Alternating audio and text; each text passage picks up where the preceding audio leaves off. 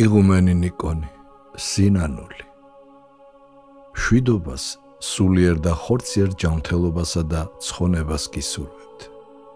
რასაც მამა სეველოდზე მწერდით, იგივე იგულისხმეთ ჩემთან მიმართებაშიც.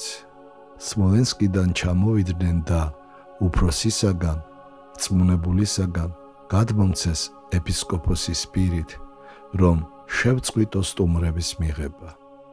ყველას გთხოვთ, თავი შეიკავოთ აქ ჩამოსვლისაგან. ამის სულიერი საჭიროება არ არსებობს. რა უნდა გავაკეთოთ, ვიცით, რამდენადაც ძალგვიც თავი ვაიძულოთ სახარების მცნებების შესრულებისთვის. მათი დარღვევა და არასაკმარისად შესრულება კი გარეგანი იქნება. ეს თუ შინაგანი შევინანოთ. სიკვდილამდე ჩვენ ყველანი საჭიროებთ სინანულს. იგი გვასწავლის ყველაფერს, კითხვა და საუბარი საქმეების გარეშე ვერავითარ სარგებელს ვერ მოგვიტანს. ცოდვების აღიარება ნებისმიერ მგდელთან შეგიძლიათ. მადლობა ამანათისთვის. თანავუგზნობ მამა ვსევოლოდს, ლოცვებში მოვიხსენებ მას.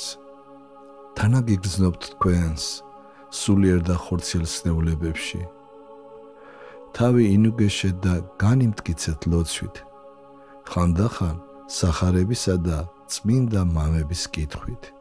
სამწუხარო მოსასმენია შურას ამბავი. გადაეცით მას ჩემგან გულითადი მოკითხვა და კეთილი სურვილები.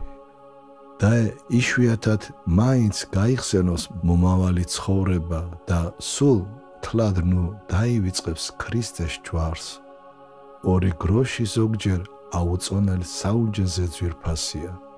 უფალმა აკურთხოს იგი, განსწავლოს და აცხონოს. ყველას გიხსენიებთ, ანუ დედას და სუსანას. უფალმა გაგამტკიცოთ და განგსწავლოთ ყოველგვარ სიკეთეში. ხოლო რომელმან დაითმინოს სრულიად, იგი სხონდეს. ვუკარ ნახებთ უფალს, არამედ გულში უფლის მორჩილება, მისი წმინდანების მორჩილება დავინერგოთ.